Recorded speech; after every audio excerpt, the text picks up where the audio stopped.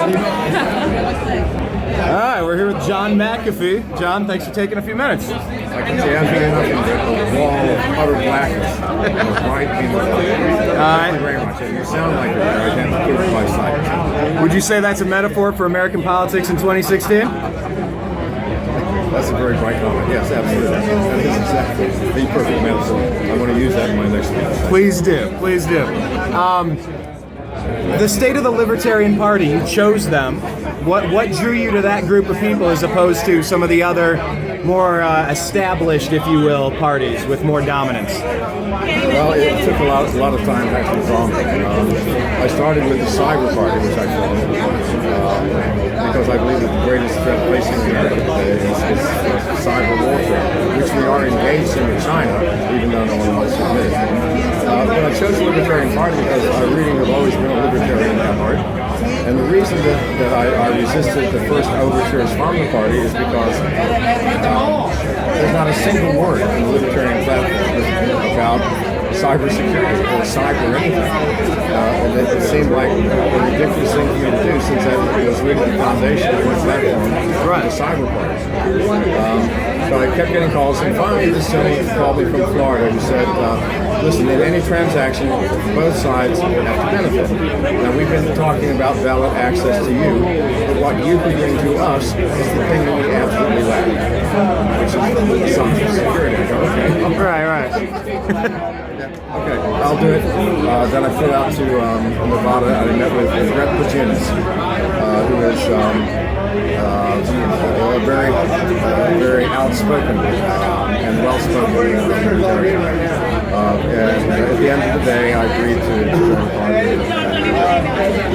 You bring up cybersecurity, and it's interesting because I saw you in the news regarding the San Bernadino case. I believe you came out and had what would you call it? An offer, a challenge, a dare, a suggestion? How would you phrase that whole situation? Maybe set up for the people that aren't aware of how that happened. I knew for a fact that the FBI knew how to unlock the phone. I mean, intuition would tell you if the largest and most sophisticated, allegedly, intelligence agency in the world can't unlock an iPhone, we are in deep shit. So I wrote a story. I'm a writer for Business Insider and International Business Times on the side. So I wrote a story, which got over 2.5 million reads, saying that, I think it's all bullshit. However, if you can unlock it, I can. Send me the phone, and I'll unlock it for you. Because I know 10,000 people can unlock an iPhone. I never responded. So finally, CNN invited the FBI spokesperson, James Gordon,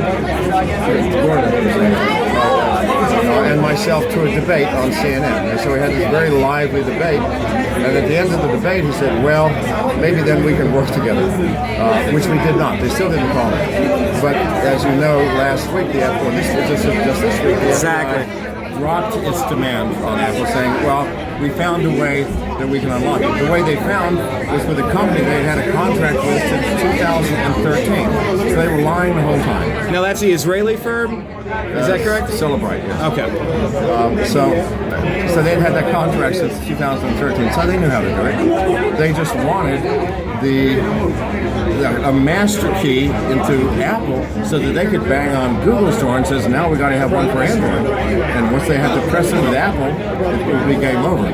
So I wasn't going to let that happen if there was anything I could do about it. Okay. And I raised all kinds of hell. I wrote articles every day. I was on the news, and they did drop it finally. Well, some people say that Samsung and the Android, that whole platform, they do that with the Chinese government anyway. They already have access to all of those. Listen, the Chinese have access to everything. Right. And Samsung, by the way, the newest television listens to your conversation. And they have in their manual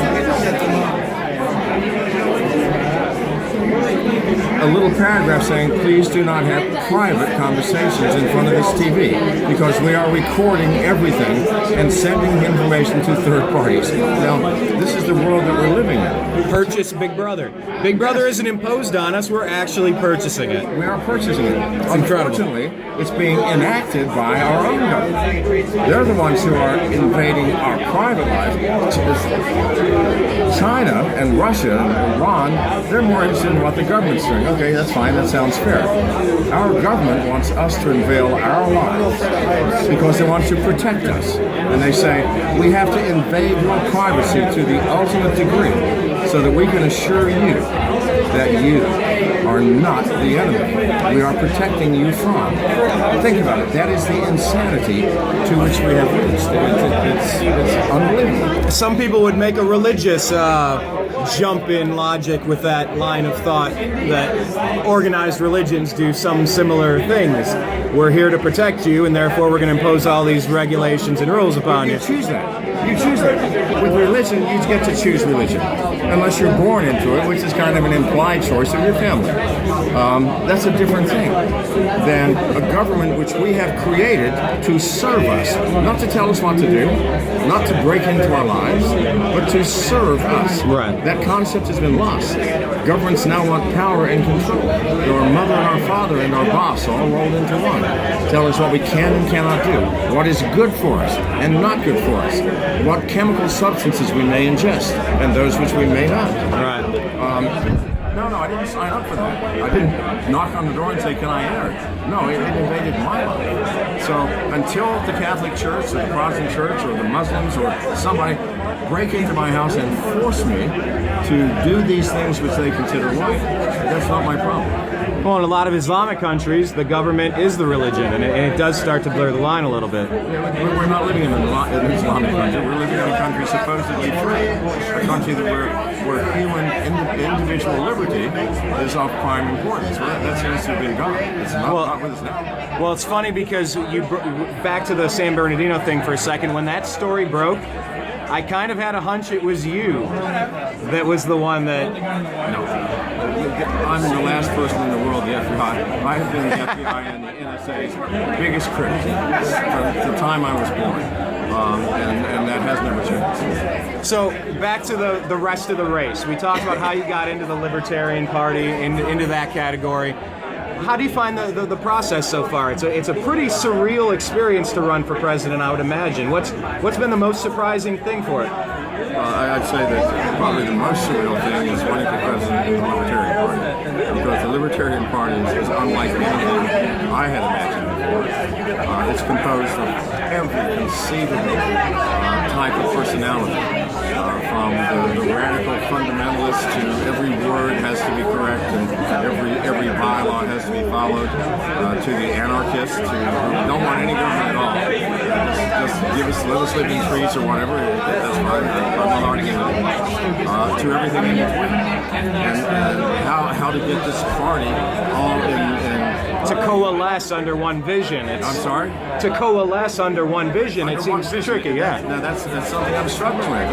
I'm doing the best I can. I've called, personally, half of the state chairs already, just to introduce myself and get a feel for who they are and what their personality is. And my God, it's running the gamut.